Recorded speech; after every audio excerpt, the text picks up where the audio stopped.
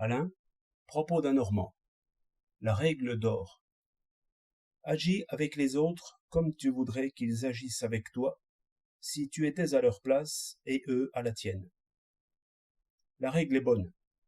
On l'a bien appelée la règle d'or. Elle ne résout pourtant pas tout. Voilà un homme qui traite durement ses enfants, qui les bourre de reproches, les prive, pour la moindre faute, de leur plaisir préféré, leur cache même, avec une espèce de pudeur, la grande tendresse qu'il a pour eux. Cet homme a été élevé ainsi. Parce qu'il a réussi dans le monde, il croit que le système est bon. Il ne fait point la part des événements. Il ne tient pas compte des caractères.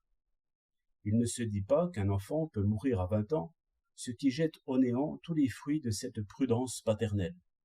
Comme il a été élevé, il élève les autres.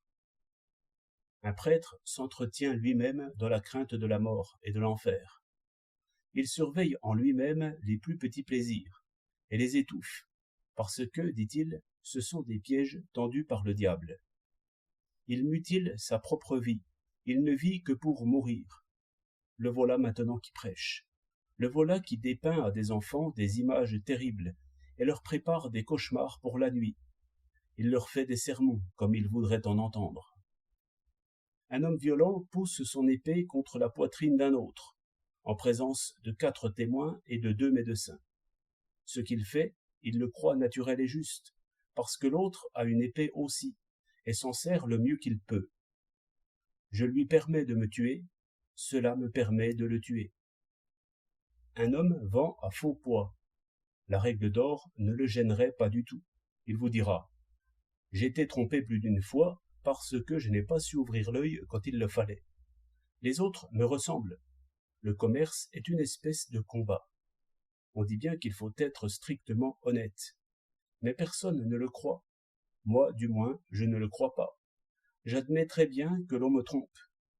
Si je suis négligent ou ignorant, je n'attends des autres ni pitié, ni amitié, ni franchise dans les affaires. Méfie-toi comme je me méfie. Un financier joue à la bourse, presque à coup sûr, d'après une nouvelle importante qu'il a connue avant les autres.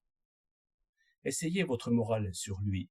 Dites-lui, seriez-vous content si quelqu'un jouait ainsi contre vous, après avoir regardé les cartes? Il vous répondra, pourquoi non?